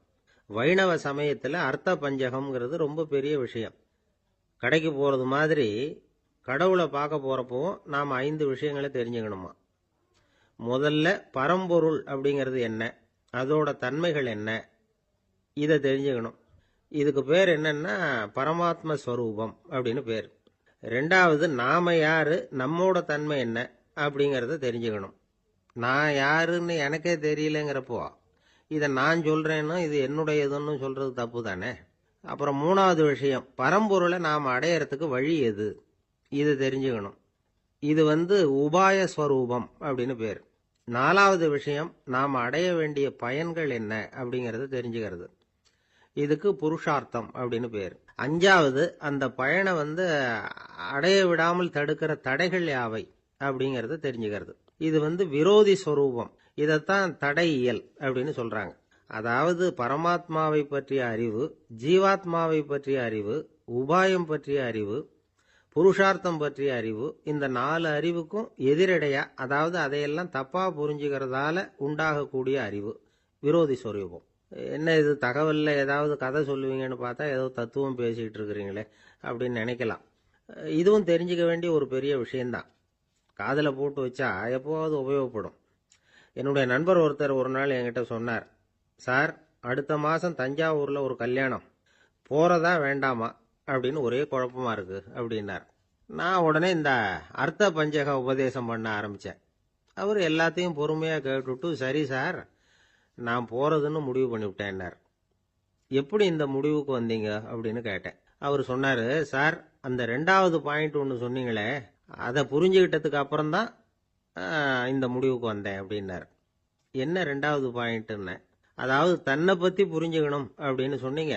உடனே என்னை பற்றி புரிஞ்சுக்கிட்டேன், நான் யாருங்கிறது எனக்கு தெரிஞ்சுது, உடனே போகிறது தான் நல்லதுன்னு முடிவு பண்ணிவிட்டேன்னார். நீங்கள் யாருன்னு கேட்டேன். நான் தான் சார் அந்த கல்யாணத்தில் தாலி கட்ட வேண்டிய மாப்பிள்ளை அப்படின்னார். ஒரு வயசான அம்மா தெரு வழியாக போயிட்டு இருந்தாங்க. அவங்க கையில் என்னத்தையோ வச்சுக்கிட்டு அதை அடிக்கடி பார்த்துக்கிட்டே இருந்தாங்க. ஒருத்தன் மெதுவாக அவங்கக்கிட்ட போய் கையில் இருக்கிறது என்ன அப்படின்னு எட்டி பார்த்தா அவங்க கையில் 4 பல்லு இருந்துதான். இவன் ஆச்சரியமாக அந்த அம்மாவை பார்த்தான். ஏம்மா, உனக்கு என்ன பைத்தியமா, ஏது இந்த பல்லு, இதை என்னத்துக்காக கையில் வச்சுக்கிட்டு அலைஞ்சிக்கிட்டு இருக்கிற அப்படின்னு கேட்டிருக்கான். அதுக்கு அந்த அம்மா விவரம் சொல்ல ஆரம்பித்தாங்களாம். இதை பாருப்பா, எனக்கு ஒரு மகன் இருந்தான், அவனை ரொம்ப செல்லமாக வளர்த்தேன். அவனை தரையிலேயே நடக்க விடுறதில்ல, எப்பவும் தூக்கி வச்சுக்கிட்டு இருப்பேன். அவன் நல்லா பெரியவனாகி பள்ளிக்கூடம் போகிறப்ப கூட அவன் புஸ்தக மூட்டையை நான் தான் சுமந்துக்கிட்டு போவேன். பார்க்குறவங்க கூட கேலி பண்ணுவாங்க, ஏம்மா படிக்க போகிறது நீயா உன் பிள்ளையான்னு கேட்பாங்க. அவன் இன்னைக்கு எவ்வளவோ பெரிய மனுஷன் ஆயிட்டான், வெளிநாட்டில் பெரிய உத்தியோகத்தில் இருக்கான். சமீபத்தில் இங்கே வந்துட்டு போனான். ஒரு நாள் ஏதோ கோபத்தில் என்ன அரைஞ்சுட்டான். அப்போ இந்த 4 பல்லும் கீழே விழுந்துட்டுது. இன்னமும் கூட விழுந்திருக்கும், ஆனால் பல்லு தான் இல்லை. என் புள்ள அரைஞ்சதுனால விழுந்த பல்லு இல்லையா அது, அதனால் இதை எப்பவும் என் கையிலேயே வச்சுக்கிட்டு ஆசையோடு பார்த்துக்கிட்டு இருக்கிறேன். அவன் தான் வெளிநாட்டுக்கு போட்டான், அவனை பார்க்க முடியாத ஏக்கத்தை நான் இந்த பல்லை பார்த்து போக்கிக்கிறேன் அப்படின்னு நாங்களாம் அந்த அம்மா. இந்த கதை எதுக்காகன்னா, தாய் அன்பு அப்படிங்கிறது எப்படிப்பட்டதுங்கிறத புரிஞ்சுக்கிறதுக்காக. கல்யாணம் ஆனதுக்கு அப்புறம் தாயை மறந்து விடுறவங்க எத்தனை பேர் இந்த உலகத்தில், அவங்க காதில் விழணுங்கிறதுக்காக தான் இந்த தகவல். ஆனால் ஒரு விஷயம் மட்டும் நல்லா புரிஞ்சுக்கணும், தாயை மதிக்க தெரிஞ்சவங்க தான் இன்னைக்கு வாழ்க்கையில் எல்லா விதத்துலேயும் முன்னுக்கு வந்திருக்கிறாங்க. வேணும்னா விசாரித்து பார்த்துக்குங்க. இன்னொரு அம்மா இருந்தாங்க. அவங்க தினமும் ஒரு கோயிலுக்கு வருவாங்க. சாமியை பார்த்து, கடவுளே, நான் இறந்து போனால் நரகத்துக்கு போகணும் அப்படின்னு வேண்டிக்குவாங்களாம். எல்லாரும் சொர்க்கத்துக்கு போகணும்னு தானே கடவுள்கிட்ட வேண்டிக்குவாங்க. இந்த அம்மா தினம் நான் நரகத்துக்கு போகணும் அப்படின்னு வேண்டிக்கிறாங்க. அங்கே இருந்த அர்ச்சகருக்கு இது சந்தேகம். ஒரு நாள் அதை நேரடியாகவே அவங்கக்கிட்ட கேட்டுவிட்டார். அதுக்கு அந்த அம்மா பதில் சொன்னாங்களாம், ஐயா, எனக்கு கல்யாணம் ஆகி ரொம்ப நாள் வரைக்கும் குழந்தை பாக்கியம் இல்லாமல் இருந்தது. கோயில் குளம் எல்லாம் சுற்றி வந்தேன். ரொம்ப நாள் கழித்து ஒரு குழந்தை பிறந்தது, ஆண் குழந்தை. அவனை நான் ரொம்ப செல்லம் கொடுத்து வளர்த்தேன். அதோட விளைவு என்ன ஆச்சுன்னா, அவன் ரொம்ப மோசமாக ஆயிட்டான். கெட்ட பழக்க வழக்கம்லாம் கற்றுக்கிட்டான். அவன் இறந்து போனால் நிச்சயம் அவனுக்கு நரகம்தான் கிடைக்கும். அந்த அளவுக்கு கெட்டவன் அவன். அப்படிப்பட்ட காரியங்கள்லாம் பண்ணிகிட்டு இருக்கான், எனக்கு தெரியும். இவனுக்காக நரகத்தில் கூட யாரும் தயவு காட்ட மாட்டாங்க, தாட்சண்யம் காட்ட மாட்டாங்க.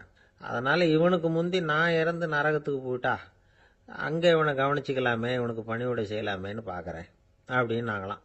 அதனால தான் நான் நரகத்துக்கு போகணும்னு தினம் ஆண்டவனை வேண்டிகிட்டு இருக்கிறேன் அப்படின்னு கண்கலங்கி அந்த அம்மா சொன்னாங்களாம்.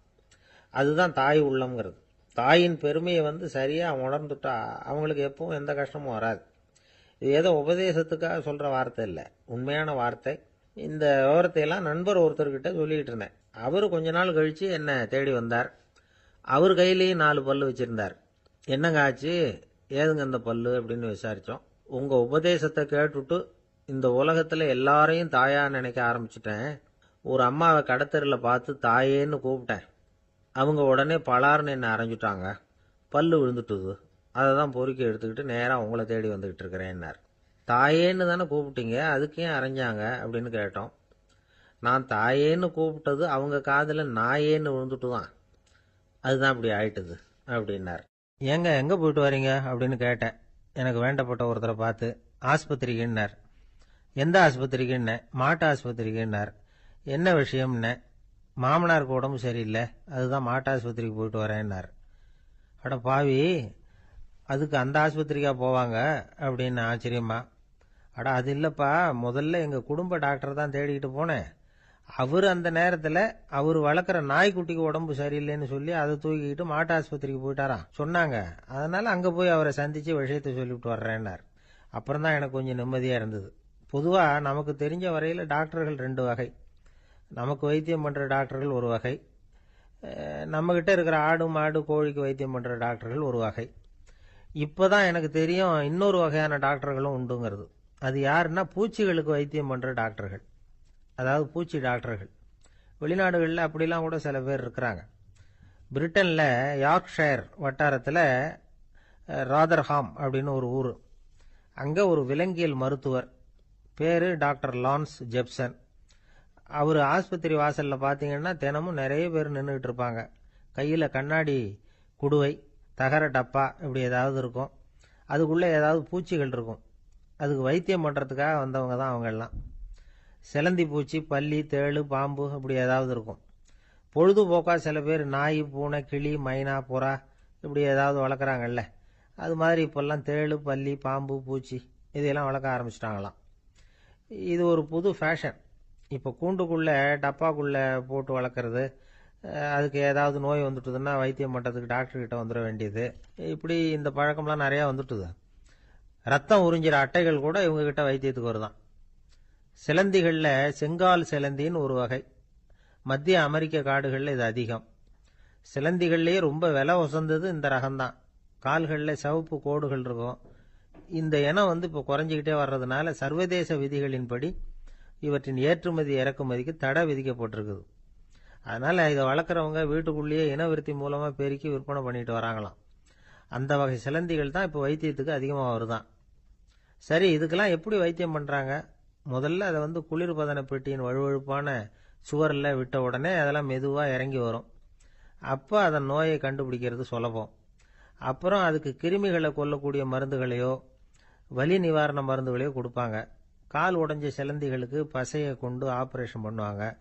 சில சிலந்திகளுக்கு உடைஞ்ச காலை எடுத்துட்டா புதிய கால் வளர்ந்துடும். சிலந்திகளை மனிதர்கள் கையில் எடுக்கிறப்போ அது பயந்து போய் கீழே குதிக்குது, அதனால் கால் உடஞ்சி விடுது, இல்லைன்னா வயிறு சேதமடையுது. அந்த நிலைமையில் வர்ற சிலந்திகளுக்கு மயக்க மருந்து கொடுத்து ஆப்ரேஷன்லாம் கூட பண்ணுறாங்களாம். பார்த்தீங்களா பூச்சிகளுக்கு வந்த வாழ்வே. நம்ம ஊர்லேயும் வீடுகளில் பூச்சிகள் வளர்க்குறது உண்டு. ஒருத்தர் வந்தார், எனக்கு 3000 கரப்பாம்பூச்சி அவசரமாக தேவைப்படுது, எங்கே கிடைக்கும்னு கேட்டார். கரப்பாம்பூச்சியா, அது என்னத்துக்குன்னு கேட்டோம். அது வேற ஒன்றும் இல்லை, நான் குடியிருக்கிற வாடகை வீட்டை காலி பண்ண போகிறேன். வீட்டு சொந்தக்காரர் என்ன சொல்கிறாருன்னா, இந்த வீட்டுக்கு நான் குடி வந்தப்போ எப்படி இருந்ததோ அதே நிலைமையில் விட்டுட்டு போகணும்னு வீட்டுக்காரர் சொல்லியிருக்கிறார், அதனால தான் கேட்டேன் அப்படின்னார். அந்த காலத்தில் அண்ணாமலை ரெட்டியார்னு ஒருத்தர் இருந்தார். அவர் வெங்கனூர் அப்படிங்கிற கிராமத்தில் இருந்தார். அங்கேருந்து விருத்தாசலம் கோவிலுக்கு தவறாமல் போயிட்டு வந்துக்கிட்டு இருந்தார். இடையில வெள்ளாறு, அதில் ஒரு சமயம் வெள்ளம் வந்துட்டுது. இவரால் போக முடியல.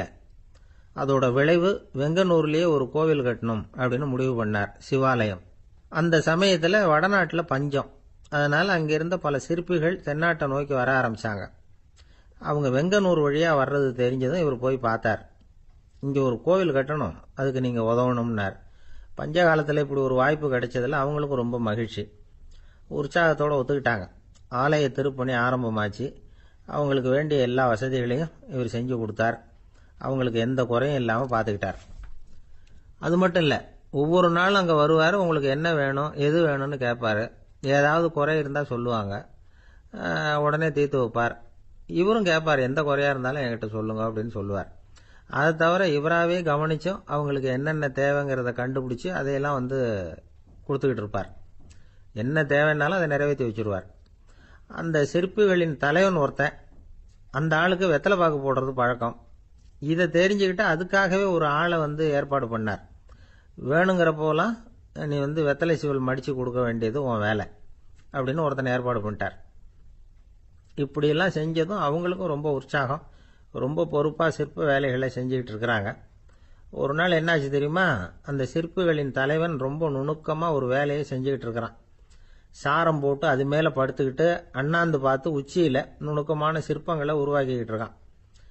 சிற்பியின் கவனம் செதறப்படாதுங்கிறதுனால இவர் மெதுவாக சத்தம் போடாமல் கிட்ட போய் நின்று அதை கவனிச்சுக்கிட்டு இருக்கிறார். அந்த சிற்பி வழக்கம் போல வெத்தலை பாக்குக்காக இடது கையை கீழே நீட்டினான். அந்த சமயம் பார்த்து அவருக்கு தாம்பூலம் கொடுக்குறவன் அங்கே இல்லை, எங்கேயோ போயிருக்கிறான். அண்ணாமலை ரெட்டியார் என்ன பண்ணார் தெரியுமா? தனக்காக கொடுக்கப்பட்ட தாம்பூலத்தை வாங்கி சிற்பியின் கையில் கொடுக்குறார். அவன் வாங்கி போட்டுக்கிட்டான். இது என்ன இன்னைக்கு வெத்தலை சீவல் வேற மாதிரி இருக்குது, வாசனை தாம்பூலமாக இருக்குது அப்படின்னு யோசனை பண்ணிட்டு கீழே திரும்பி பார்க்குறார். பார்த்தா ரெட்டியார் மறுபடியும் சிற்பி கை நீட்டும் பொழுது கொடுக்கறதுக்காக தாம்பூலத்தை மடித்து வாங்கி வச்சுக்கிட்டு தயாராக நிற்கிறார். சிற்பிக்கு அதிர்ச்சி. உடனே பொத்துன்னு கீழே குதிச்சான். ஐயா, என்ன இது நீங்களா அப்படின்னா. இவர் சொன்னார், நான் ஒன்றும் தப்பு பண்ணலையே, உன்னுடைய கை புண்ணியம் செஞ்ச கை, கோயில் கட்டுற கை, அந்த கைக்கு தாம்பூலம் கொடுக்கறதுல என்ன தப்பு அப்படின்னாராம். ஏற்கனவே பஞ்சத்தில் அடிபட்டு வந்த எங்களை நீங்கள் ஆதரிச்சதே பெரிய விஷயம். இந்த செயல் என்னை ஒரு பெரிய கடனாளி ஆகிவிட்டுது. ஐயா, எங்களுக்கு உணவு உடை இதை மட்டும் நீங்கள் கொடுத்தா போதும், ஊதியம்னு எதுவும் வாங்க மாட்டோம் அப்படின்னு நானும். அந்த சிற்பி எவ்வளவோ வற்புறுத்தியும் எதுவும் வாங்கிக்கலையாம். இந்த செய்தியை தமிழ் தாத்தா டாக்டர் ஊவேசா சொல்லியிருக்கிறார். அந்த காலத்தில் எப்படிப்பட்டவங்கெல்லாம் வாழ்ந்துருக்கிறாங்க பாருங்க. இந்த காலத்தில் ஒருத்தர் கோவில் கட்டினார், வேலை செய்கிற எல்லாருக்கும் சாப்பாடு போடுவார். சிற்ப வேலை செஞ்சுட்டு சாப்பிட வர்ற ஒவ்வொருத்தர் கையையும் அன்பா பிடிச்சு முத்தம் கொடுத்து உள்ளே அனுப்புவார். அந்த கைகளுக்கு நீங்கள் கொடுக்குற மரியாதையாது அப்படின்னு கேட்டாங்க. அடா, அது இல்லைங்க, ஏற்கனவே முதல் பந்தியில் சாப்பிட வந்தவன் மறுபடியும் வர்றானான்னு கண்டுபிடிக்கிறதுக்காக கையை பிடிச்சி மோந்து பார்க்குறேன் அப்படின்னாராம் அவர். அரேபிய நாடு, அங்கே ஒரு ஆட்சி தலைவர். அரேபிய நாட்டு ஆட்சி பொறுப்பை ஏற்றுக்கிட்டவர். அவர் ஆட்சி பொறுப்பை ஏற்றுக்கிட்ட பிறகு ஒரு நாள் ஒரு தெருவில் நடந்து போய்கிட்டு இருந்தார். அவர் தோளில் ஒரு பெரிய துணி மூட்டை, அதை சுமந்துக்கிட்டு கடத்தெருவை நோக்கி அவர் போய்கிட்டு இருக்கிறார். வழியில் அவரை சந்திச்சார் உமர். அவர் கேட்டார், கலீஃபா அவர்களே, எங்கே புறப்பட்டுட்டீங்க அப்படின்னு கேட்டார். கலீஃபான்னா ஆட்சி தலைவர்னு அர்த்தம். இதுக்கு அவர் சொன்னார், நான் துணி வணிகம் செய்கிறவன், அதனால துணி வியாபாரம் செய்யறதுக்காக போயிட்டு இருக்கிறேன்னார். நீங்க இப்போ இந்த நாட்டுக்கு ஆட்சி தலைவர், ஆட்சி பொறுப்புல இருக்கிறீங்க, நீங்க வியாபாரம் செய்ய போட்டா அரசு பணிகளை செய்யறது யாரு அப்படின்னு கேட்டார் அவர். நான் அரசு பணிகளை மட்டுமே செஞ்சுக்கிட்டு இருந்தா என் குடும்பத்தை காப்பாத்துறது யாரு அப்படின்னு கேட்டார் அவர். இப்படி கேட்டவர் யார் தெரியுமா? அவர் தான் அபூபக்கர், இறை தூதர் முகமது அவர்களுக்கு பிறகு கலீஃபாவாக தேர்ந்தெடுக்கப்பட்டவர். அப்போலாம் ஆட்சி தலைவர்களுக்கு சம்பளம்னு எதுவும் கிடையாது. இந்த பிரச்சனையை எப்படி தீர்க்கிறதுன்னு யோசனை பண்ணார் உமர். அபு உபைதா அவர்கள்கிட்ட அழைச்சிட்டு போனார். அவர் யாருன்னா, அவர் தான் பொது நிதி கருவூலத்தின் பொறுப்பாளர். அவர்கிட்ட பிரச்சனையை சொன்னார். இது மாதிரி ஆட்சி தலைவருக்கு பொது நிதியிலிருந்து ஊதியம் அளிக்க முடியுமான்னு கேட்டார். பொது நிதி விதிகளின்படி அதுக்கு சாத்தியம் இல்லைன்னு சொல்லிவிட்டாரு அவரு. சரி, வேற ஏதாவது வழி இருக்குதான்னு கேட்டார் உமர். அபு உபைதா கொஞ்சம் யோசனை பண்ணி பார்த்தார். அப்புறமா சொன்னார், மக்காவிலிருந்து மதீனாவுக்கு குடிபெயர்ந்து வந்த அகதிகளுக்கு நிதி உதவி அளிக்கிறதுக்கு விதிகளில் இடம் இருக்கு. அப்படி பார்த்தா அபூபக்கரும் அகதி தானே, அதனால எல்லா அகதிகளுக்கும் கொடுக்கறது மாதிரியே அவருக்கும் ஒரு தொகை அளிக்கலாம்னார். கலீஃபா அபூபக்கருக்கு இந்த அகதி உதவி தொகையைத்தான் கொடுத்துட்டு வந்தாங்களாம். குடும்ப செலவுக்கு அது போதுமானதா இல்ல. இருந்தாலும் கலீஃபாங்கிறதுக்காக மற்ற அகதிகளை விட அதிகமா தொகையை பெற அவர் விரும்பல. மார்பு பக்கம் கிழிஞ்சிருந்த ஒரு மேலாடையை தான் அவர் அணிஞ்சிருந்தார். அவருடைய துணைவியார் அஸ்மா, அவங்க ஒரு நாள் தேன் அருந்த ஆசையா இருக்குன்னாங்களாம். நமக்கு கிடைக்கிற ஊதியம் குடும்ப செலவுக்கே போதுமானதா இல்லையே, இந்த நிலையில தேன் வாங்கறதுக்கு காசுக்கு நான் எங்க போவேன் இருக்காரு அவரு. கொஞ்ச நாள் கழிச்சு அவங்க ஒரு தொகையை அவர்கிட்ட கொடுத்து தேன் வாங்கிட்டு வர சொன்னாங்களாம். இவருக்கு ஆச்சரியம், ஏது இந்த பணம்னு கேட்டிருக்காரு. நீங்க தினமும் குடும்ப செலவுக்காக கொடுத்துக்கிட்டு வந்த பணத்துல கொஞ்சம் கொஞ்சமா மிச்சப்படுத்தி வச்சேன்னாங்களாம். அபூபக்கர் அந்த பணத்தை எடுத்துக்கிட்டு நேரா பொது நிதி கருவூல பொறுப்பாளர்கிட்ட போனார். இந்த பணத்தை பொது நிதியில சேர்த்துருங்க, இது அதிகப்படியா எனக்கு தரப்பட்டு வந்த ஊதியம், அடுத்த மாசத்துல இருந்து இந்த தொகையை குறைச்சுங்கன்னு வேற சொல்லிவிட்டாராம். பசியை தணிக்க தேவையான அளவு உணவு, ஒரு ஜோடி உடை, இதை தவிர கூடுதலா மக்கள் பொது நிதியிலிருந்து வாங்கிக்கிறதுக்கு என் குடும்பத்தாருக்கு உரிமை இல்லை அப்படின்னு சொல்லி கண்டிப்பா சொல்லிவிட்டாராம். அவர் வாங்கிட்டு வந்த இந்த குறைந்த ஊதியம் கூட அவர் மனசை உறுத்திக்கிட்டே இருந்தது. கடைசி நேரம் அவர் தம்முடைய மகள் ஆயிஷா அவர்களை அழைச்சார். மகளே, இதுவரைக்கும் பொது நிதியிலிருந்து நான் வாங்கிட்டு வந்த தொகை என்னுடைய இதயத்துல பாரமா அழுத்திக்கிட்டு இருக்கு. என் தோட்டத்தை வித்து அதுல வர்ற பணத்திலிருந்து நான் இதுவரைக்கும் வாங்கிட்டு வந்த ஊதிய தொகையை கணக்கு போட்டு பொது நிதியில சேர்த்து விடு அப்படின்னாராம். பதவி ஏற்கிறதுக்கு முன்னாடி தன்கிட்ட இருந்ததை விட இப்ப கூடுதலா என்ன சொத்து இருக்குன்னு பார்த்திருக்கார். ஒரு ஒட்டகம், ஒரு கோப்பை, ஒரு பணியாள், இதையும் அடுத்தபடியா கலீஃபாவா வர்றவர்கிட்ட ஒப்படைச்சிருங்க அப்படின்னு விட்டாராம்.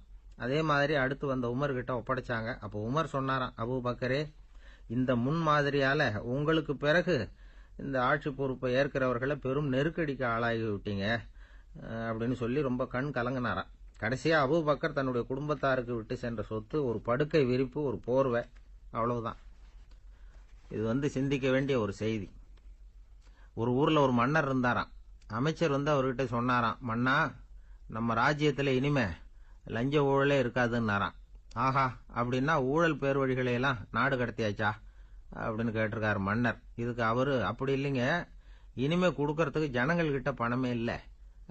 பிரம்மத்தை அறிந்தவன் பிரம்மமாகறான் அப்படின்னு ஒரு பெரியவர் பேசினார் ஒரு கோவில்ல. தைத்திரிய உபனிஷத்து அப்படி சொல்லுதான். இதை கேட்கும் பொழுது நமக்கு ஒரு சந்தேகம் வரும். அது எப்படி? பிரம்மத்தை அறிந்தவன் பிரம்மமாகறான்னா சிங்கத்தை அறிந்தவன் சிங்கமாகறானா, தோசையை அறிந்தவன் தோசை ஆகிறானா? இப்படிப்பட்ட சந்தேகம் நமக்கு வர்றதுல ஒன்றும் ஆச்சரியம் இல்லை. இது இயற்கை. இதுக்கும் அந்த பெரியவரே பதில் சொல்றார். சிங்கம் வேற, நாம வேற. அதனால சிங்கத்தை அறிந்தவன் சிங்கமாக மாட்டான். ஆனா பிரம்மம் வேற, நாம வேற இல்லை. அதனால பிரம்மத்தை அறிந்தவன் பிரம்மமாகறான் அப்படிங்கிறது அவரோட விளக்கம். மனிதன் அவன்தான் தான் பிரம்மங்கிறது தெரியாதனால தான் அதை வேற எங்கேயோ தேடிட்டு இருக்கிறான். கடைசியில் அது தான் தாங்கிறது புரிஞ்சுக்கிற பொழுது அவன் பிரம்மம் ஆயிடுறான். இதை விளக்கறதுக்கு ஒரு உபநிஷத்து கதையே இருக்கு. நமக்கு தெரிஞ்ச கதை தான், ஆனால் அதை வேற விதமான அர்த்தத்தில் விளையாட்டாக சொல்லிட்டு இருக்கிறோம். ஒரு சமயம் ஒரு 10 நண்பர்கள் ஒரு காட்டு வழியா போயிட்டு இருக்கிறாங்க. குறுக்க ஒரு நதி, அதை கடந்து அடுத்த பக்கம் போகணும். எல்லாரும் ஒரு வழியா கடந்து அடுத்த கரைக்கு போய் சேர்ந்துட்டாங்க. அங்க போய் சேர்ந்ததுக்கு அப்புறம் எல்லாரும் பத்திரமா சேர்ந்துட்டோமா அப்படின்னு தெரிஞ்சுக்கிறதுக்காக எண்ணி பார்க்கறான் அந்த கூட்டத்து தலைவன். அவங்க மொத்தம் 10 பேர். ஆனா அவன் எண்ணி பார்க்கறப்போ 9 தான் வருது. ஏன்னா அவன் தன்னை விட்டுட்டான். எதிரில் நிக்கிறவங்கள மட்டுமே எண்றான். ஐயோ, 10வது ஆள் எங்கேங்கிறான், பதறான். சரி, நீ இரு, நான் எண்ணி பார்க்கறேன்னு சொல்லிவிட்டு இன்னொருத்தன் எண்றான். அவனும் தன்னை விட்டுட்டு எண்றான். 9 தான் வருது. எல்லாரும் கொய்யோ முறையோன்னு கத்த ஆரம்பிச்சிட்டாங்க. அந்த சமயத்தில் ஒரு பெரியவர் அந்த பக்கமாக வர்றார். என்ன விஷயம்னு விசாரிக்கிறார். 10வது ஆளை 6 அடிச்சுட்டு போட்டுது அப்படின்னு சொல்லி இவங்க அழறாங்க. சரி, அழாதீங்க அப்படின்னு சொல்லி அந்த தலைவனை பார்த்து இப்படி வாங்குறார். வர்றான். இப்போ எனக்கு முன்னாடி ஒரு தரம் எண்ணு பார்க்கலாம்ங்கிறார். 1 2 3ன்னு ஆரம்பிச்சு 9ல் முடிக்கிறான். உடனே பெரியவர், நீ தான் அந்த 10வது ஆள் அப்படிங்கிறார். இது உண்மை. நாம தான் அது. நாம தான் நம்மளை வேற எங்கேயோ தேடிட்டு இருக்கிறோம். நாம எங்கேயோ தேடிட்டு இருக்கிறோமே, அந்த பிரம்மம் நாம தான். இப்படி ஒரு பெரிய உண்மையை விளக்கறதுக்காக தான் அப்படி ஒரு கதை சொல்லப்பட்டது. ஆனா அதை நாம வேற விதமா வேடிக்கையா உபயோகப்படுத்திக்கிட்டு இருக்கிறோம். எப்படி தெரியுமா? ஒரு ஆத்தங்கரையில ஒரு 10 பேர் முழிச்சுக்கிட்டே நின்றுட்டு இருந்தாங்களாம். அந்த பக்கமா வந்த ஒருத்தன், ஏன் இப்படி முழிச்சுக்கிட்டு நிக்கிறீங்கன்னு கேட்டிருக்கிறான். எங்களுக்கு நீச்சல் தெரியாது, நாங்கெல்லாம் அடுத்த கரைக்கு போய் சேரணும் அப்படின்னாங்களாம். சரி, நான் கொண்டுட்டு போய் விடுறேன். எல்லாரும் அக்கறைக்கு போய் சேர்ந்த உடனே ஆளுக்கு ₹1 வீதமா மொத்தம் ₹10 எனக்கு கொடுக்கணும் அப்படின்னு இருக்கான் இவன். சரின்னு ஒத்துக்கிட்டாங்க. இவன் ஒவ்வொருத்தரா கையை பிடிச்சி மெதுவா ஆத்துல இறக்கி அழைச்சிட்டு போயிட்டான். 9 பேரை கரை சேர்த்துட்டான். 10வது ஆள் பாதி ஆத்துல போயிட்டு இருக்கிறப்ப திடீர்னு வெள்ளம் வந்துட்டுது. புடி நழுவி போச்சு. கையை விட்டுட்டான். வெள்ளம் அடிச்சுட்டு போட்டுது. அழைச்சிட்டு வந்தவன் நீச்சல் அடிச்சு தட்டு தடுமாறி கரைக்கு சேர்ந்துட்டான். கரையில் இருந்தவங்களுக்கு இந்த விஷயம் தெரியாது. இருந்தாலும் இவன் உடம்பு பூரா நனைஞ்சி கொஞ்சம் அதிகமாக மூச்சு வாங்க நின்றுக்கிட்டு இருந்தானா, ஏங்க ஏன் இப்படி மூச்சு வாங்குது, என்ன விஷயம் அப்படின்னு கேட்டாங்களாம். அதுக்கு இவன் கொஞ்சமாக அலட்டிக்காம சொன்னானா, வேற ஒன்றும் இல்லை, நீங்கள் கொடுக்க வேண்டிய 10 ரூபாயில் 1 ரூபா குறைஞ்சி போச்சு, அவ்வளவுதான் அப்படின்னா. இந்த உலகத்தில் தான் மட்டும் வாழ்ந்தா போதும் அப்படின்னு நினைக்கிறவங்க உண்டு. தானும் வாழணும், அடுத்தவங்களும் வாழணும் அப்படின்னு நினைக்கிறவங்களும் உண்டு. முதல்ல சொன்ன வகையை சேர்ந்த மனிதர்கள் எப்படி தெரியுமா? எப்படியாவது தான் மட்டும் வாழ்ந்தால் போதுங்கிற நினைப்பு தான் எப்பவும் அவங்களுக்கு இருக்கும். தங்களுடைய வளர்ச்சிக்கு எது தடையா இருந்தாலும் சரி, யார் தடையா இருந்தாலும் சரி, அதை அழிச்சுட்டு தான் மறுவேலை பார்ப்பாங்க. அவங்கெல்லாம் பாவ காரியங்களுக்கு தயங்குறதே இல்லை. அப்படிப்பட்ட வாழ்க்கை அவங்களுக்கே இடைஞ்சல அமைஞ்சு விடுறது உண்டு. அதை விளக்கறதுக்கு ஒரு கதையும் உண்டு. ஒரு ஊர்ல அப்படிப்பட்ட ஆள் ஒருத்தன் இருந்திருக்கான். நிறைய பாவங்களை செஞ்சவன். அதன் காரணமா நரகப்படுகொழியில விழுந்துட்டான். நரகப்படுகொழிங்கிறது ஒரு பெரிய கிணறு மாதிரி. ஏற்கனவே பாவம் செஞ்சவங்க நிறைய பேர் அதில் விழுந்து கிடக்குறாங்க. உள்ள ஏகப்பட்ட சத்தம், எல்லாம் அந்த பாவாத்மாக்கள் போடுற சத்தம். இப்போ விழுந்தானே, இவனும் சத்தம் போட்டான். இவன் போடுற சத்தம் கொஞ்சம் அதிகமாக கேட்டுது, விழுந்தது. இந்த கிணத்துக்கு பக்கத்தில் புத்தர் உட்கார்ந்துருக்கிறார். அவர் காதில் இவன் போடுற சத்தம் விழுந்தது. உடனே அந்த கிணத்தடிக்கு போனார், குனிஞ்சு பார்த்தார். சாமி என்னை காப்பாத்துங்க அப்படின்னு கத்தனா இவன். புத்தர் அவனை கொஞ்சம் கவனிச்சு பார்த்தார். மனித சமுதாயத்துக்கு அவன் என்னென்ன கெடுதல் பண்ணியிருக்கிறாங்கிற விவரம்லாம் அவர் மனக்கண்ணில் தெரிஞ்சது. அவருக்கு எல்லாம் புரிஞ்சு போச்சு. இருந்தாலும் அவனை காப்பாத்துறதுக்கு ஏதாவது வழி உண்டா அப்படின்னு யோசிச்சார். அவன் தன்னுடைய வாழ்நாளில் ஏதாவது நல்லது செஞ்சிருக்கானா அப்படின்னு பார்த்தார். ஒரே ஒரு சமயம் அவன் தன்னுடைய காலடியில மிதிபட இருந்த சிலந்தியை மிதிக்காமல் தாண்டி போயிருக்கிறான். இந்த ஒரு காரியத்துக்காக அவனை கரையேற்ற முடியுமா அப்படின்னு நினைச்சார். அவ்வளவுதான். உடனே அவர் கையில ஒரு சிலந்தி வந்து உட்காந்துதான். அதுகிட்ட இருந்து நூல் இழை வெளிவர ஆரம்பிச்சது. அந்த நூல் இழை கிணற்று ஆழம் வரைக்கும் அப்படியே நீண்டுகிட்டே போச்சான். புத்தர் பார்த்தார். இந்த நூலை பிடிச்சிக்கிட்டு மேலே ஏறி வா அப்படின்னார். என்னங்க சொல்றீங்க, இந்த சிலந்தி நூல் என்ன தாங்குமான்னு கத்தினான். எல்லாம் தாங்கும், அதை பிடிச்சிக்கிட்டு ஏறி வா அப்படின்னார். சந்தேகத்தோடவே அவன் அந்த நூல் இழைய பிடிச்சி இழுத்து பார்த்தான். ரொம்ப வலுவா இருந்தது. அவனுக்கு ஆச்சரியம். அதை பிடிச்சிக்கிட்டே மெதுவாக மேலே ஏறி வர ஆரம்பிச்சிட்டான். பாதி தூரம் ஏறி வந்திருப்பான். அப்போ அவன் காலுக்கு கீழே ஏதோ சத்தம். என்னன்னு குனிஞ்சு பார்க்கறான். கீழே கிடந்தவங்க சில பேரும் அந்த நூலை பிடிச்சி மேலே வந்துக்கிட்டு இருக்கிறாங்க. இவனுக்கு கோபம் வந்துட்டுது. தன்னுடைய இடுப்பில் வச்சிருந்த கத்தியை எடுத்து தன்னுடைய காலுக்கு கீழே நூல் இழையை அப்படியே வெட்டி விட்டுட்டான். இனிமே நாம மட்டும்தான் மேலே ஏறி வந்துடணும் அப்படின்னு நினச்சிக்கிட்டான். ஆனால் நடந்தது என்ன தெரியுமா? மொத்த நூல் இழையும் அப்படியே அருந்து கீழே விழுந்துட்டுது. அவனும் பொத்துன்னு கீழே விழுந்துட்டான். மறுபடியும் கத்த ஆரம்பிச்சுட்டான். ஏற்கனவே அவன் செஞ்சிருந்த ஒரு சிறு கருணை அந்த நூல் இழைக்கு உறுதியை கொடுத்தது. இப்போ அவன் செஞ்ச பாவம் அந்த நூல் இழைய வலுவிழக்க செஞ்சுட்டுது. அடுத்தவங்களும் வாழணுங்கிற எண்ணம் அவனுக்கு இருந்திருந்தா இப்போ அவனும் கரையேறி வந்திருப்பான், மற்றவங்களும் சௌக்கியமாக வந்து சேர்ந்திருப்பாங்க. அதனால் நாமும் வாழணும், அடுத்தவங்களும் வாழணும் அப்படின்னு நினைக்கிறவன் வாழ்க்கையில் சீக்கிரம் முன்னுக்கு வந்துடுவான். ஒருத்தன் ஒரு டாக்டர் கிட்ட போனான். மருந்து வாங்கினான். வாங்கி கொண்டாந்து பேசாமல் வச்சுட்டான், சாப்பிடல. அப்புறம் எதுக்காக அப்பா போய் அவர்கிட்ட மருந்து வாங்கினேன் அப்படின்னு கேட்டாங்க. டாக்டர் வாழணும் இல்லையா, அதனால தான் அப்படின்னா. அவர் கொடுத்த மருந்தை நீ ஏன் சாப்பிடல அப்புறம் அப்படின்னு கேட்டாங்க. நான் வாழணும் இல்லையா, அதுக்காக தான் அப்படின்னா. ஒரு ஊரில் ஒரு ஆள் இருந்தான். அவனுக்கு வெளிநாட்டுக்கு போகணும்னு ஆசை. ஆனால் அவனுக்கு எந்த மொழியும் தெரியாது. இருந்தாலும் சமாளிச்சுக்கலாம்னு முடிவு பண்ணிட்டு கிளம்பிட்டான். ஏதோ ஒரு தேசத்துக்கு போய் சேர்ந்தான். அங்கே அவனுக்கு யாரையும் தெரியாது. அவங்க என்ன மொழியில் பேசிக்கிறாங்க அப்படிங்கிறது கூட புரியல. என்ன பண்ணுறதுன்னு யோசனை பண்ணிட்டு ஒரு இடத்துல நின்றுக்கிட்டு இருக்கிறான். எதிர ஒரு பெரிய கட்டடம். நிறைய பேர் உள்ளே போயிட்டு இருக்கிறாங்க. இவனும் அவங்க பின்னாடியே உள்ளே போனான். ஒரு பெரிய அறை, அலங்காரம்லாம் பண்ணி வச்சிருக்கிறாங்க. நிறைய பேர் சாப்பிட்றதுக்காக உட்காந்துருக்குறாங்க. இவனுக்கு நல்ல பசி. அதனால் இவனும் உட்காந்தான். சாப்பாடு போட்டாங்க, சாப்பிட்டான். அன்பான உபசரிப்பு. இவன் மனசு உள்ள நினச்சிக்கிட்டான், இது ஏதோ அரசருடைய அரண்மனை மாதிரி தெரியுது. இன்னைக்கு ஏதோ விருந்து நடக்குது, நல்ல வேளை நம்ம பசியும் தீர்ந்தது அப்படின்னு நினச்சிக்கிட்டே நிமிர்ந்து பார்க்குறான். சாப்பாடு பரிமாறினவன் எதிரில் ரொம்ப பணிவோட முதுக வளைச்சி வணக்கம் தெரிவித்தான். இவனும் எழுந்திரிச்சு நின்று முதுக வளைச்சி வணக்கம் தெரிவித்தான். ரொம்ப நன்றின்னா. அவன் ஒரு சீட்டை இவன் கையில் கொடுத்தான். இவன் அதை வாங்கி பார்க்குறான், என்ன எழுதியிருக்குன்னு ஒன்றும் புரியல. சரி, இந்த நாட்டில் தங்களுடைய நன்றியை சீட்டில் எழுதி தான் கொடுப்பாங்க போல இருக்கு அப்படின்னு நினச்சிக்கிட்டு மறுபடியும் நன்றின்னா. ஆனால் அவன் காசை கொடுங்கன்னான். ஏன்னா அது ஒரு ஹோட்டல், இவன் சாப்பிட்டதுக்கான பில் அது. இவன் அதை புரிஞ்சிக்கவே இல்லை. நன்றின்னு அந்த சீட்டில் எழுதி கொடுக்குறாங்க போல இருக்கு அப்படின்னு நினச்சிக்கிட்டு அதை வாங்கி சட்டை பையில் பத்திரமா வச்சுக்கிட்டு பரவாயில்லைங்க ரொம்ப மகிழ்ச்சின்னா. ஒரு வெளிநாட்டுக்காரனுக்கு இவ்வளவு தூரம் மரியாதை பண்ணுறீங்களே, எங்கள் ஊருக்கு போனதும் உங்களை பற்றி நிறைய சொல்லுவேன் அப்படின்னா. இவன் என்ன சொல்கிறான்னு அவனுக்கு புரியல. இவனை பிடிச்சி அழைச்சிட்டு போய் முதலாளி முன்னாடி நிறுத்தினான். நாம் சொன்னதில் இவனுக்கு ரொம்ப பெருமையாக இருக்கணும் போல இருக்கு, அதுதான் பெரிய இடத்துக்கு அழைச்சிட்டு வந்திருக்கிறான் அப்படின்னு இவன் நினச்சிக்கிறான்.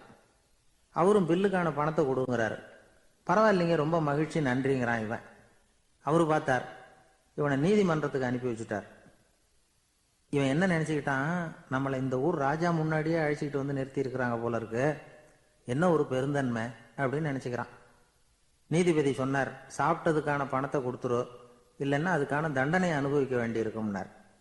ராஜாவே நமக்கு நன்றி சொல்கிறாரு போல இருக்கு அப்படின்னு நினச்சிக்கிறான் இவன். என் மகிழ்ச்சிக்கு எல்லையே இல்லைங்க அப்படின்னா. அவரு பார்த்தார், இவனுக்கு தண்டனை கொடுக்க வேண்டியது தான் அப்படின்னு முடிவு பண்ணார். உடனே தீர்ப்பு எழுதினார். இவனை கழுதையில் பின்புறமாக உட்கார வைங்க, இவன் ஒரு மோசடிக்காரன் அப்படின்னு ஒரு போர்டு எழுதி அவன் கழுத்தில் மாட்டுங்க, அப்புறம் அந்த கழுதையை ஊரு பூரா விரட்டுங்க அப்படின்னார். இவனுக்கு தான் மொழி புரியலையே, ஏதோ நடக்குது அப்படிங்கிறது மட்டும் புரியுது. எல்லாரும் சேர்ந்து இவனை ஒரு கழுதை மேலே உட்கார வச்சாங்க. ஓஹோ, நம்மளை பாராட்டி ஒரு ஊர்வலம் நடத்துகிறாங்க போல இருக்கு அப்படின்னு நினச்சிக்கிறான் இவன். எல்லாரும் சத்தம் போட்டுக்கிட்டே கையை தட்டிக்கிட்டு கழுதை பின்னாடி ஓடி வர்றாங்க. இவனுக்கு ரொம்ப உற்சாகமாக இருக்குது. எல்லாருக்கும் கை கூப்பி வணக்கம் சொல்லிக்கிட்டே போகிறான். கூட்டத்தில் திடீர்னு ஒரு தெரிஞ்ச முகம் தெரியுது. அவனுடைய தேசத்தை சேர்ந்த ஒரு ஆள் அவன். அவனை பார்த்ததும் இவனுக்கு ரொம்ப உற்சாகம்.